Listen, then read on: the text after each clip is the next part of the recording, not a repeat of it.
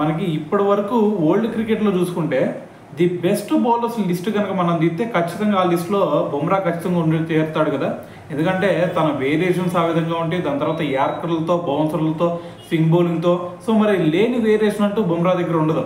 So దీంతో కూడా అతన్ని ఆడాలన్నా కూడా బ్యాట్స్మెన్స్ చాలా భయపడుతూ ఉంటారు.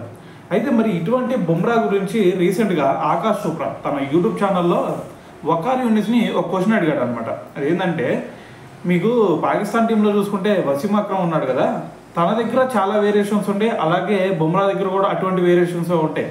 సో మరి వసీం అక్రమ్ని అంతకుముందు ది బెస్ట్ బౌలర్ అని చెప్పేసి అనేవాళ్ళం కదా, మరి ఇప్పుడు చూసుకుంటే బుమ్రా కూడా అటువంటి టైప్ ఆఫ్ బౌలింగ్ వేస్తూ ఉన్నాడు. మరి వీళ్ళిద్దరు కూడా నాకు తెలిసినంత వరకు బెస్ట్ బౌలర్స్.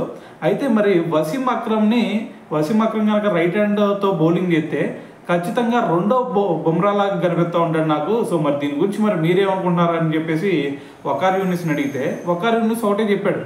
సో మీరు ఈ రెండు బౌలర్లు ఇస్తున్నారు, సో నా దృష్టిలో అయితే వసీం అక్రమ్ కంటే బుమ్రా అనేది బెస్ట్ బౌలర్ అని చెప్పేసి ఒక స్టేట్మెంట్ ఇచ్చాడు అనమాట. ఎందుకన్నాడు అంటే, సో ఇప్పుడు బుమ్రా బౌలింగ్ కనుక చూసుకుంటే అతను అందరికంటే ది బెస్ట్ బౌలర్.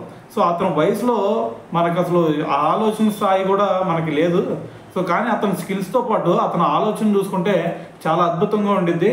సో కాబట్టి ప్రపంచంలో ఇప్పటి వరకు చూడని బెస్ట్ బౌలర్ ఎవరన్నా ఉన్నారా అంటే అది బుమ్రానే అని చెప్పేసి ఒక స్టేట్మెంట్ అయితే ఇవ్వడం జరిగింది అనమాట.